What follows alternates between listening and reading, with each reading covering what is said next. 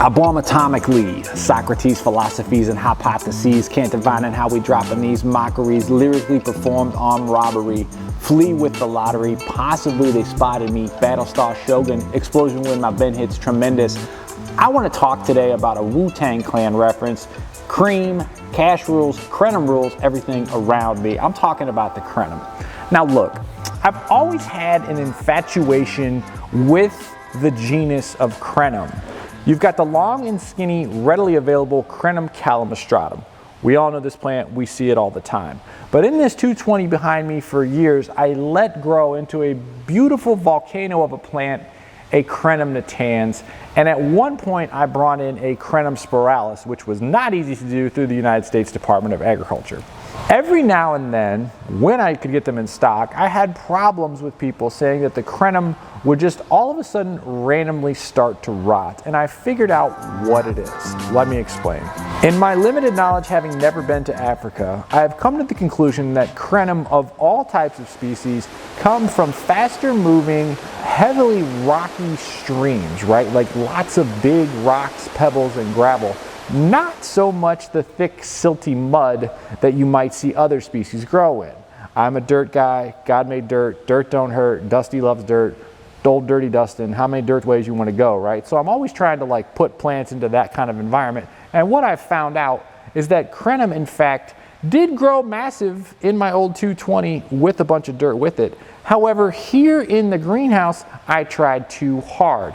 Here comes the rotten eggs. You see, I moved the CRINUM out of here into a 350-gallon aquarium, actually, with the rainbows.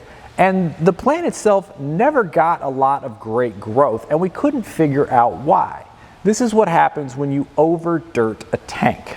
What I did is this. I took this massive pot here, and I filled it with, I don't know, 1 to 2 inches of dirt, and then on top of that, I put a bunch of gravel.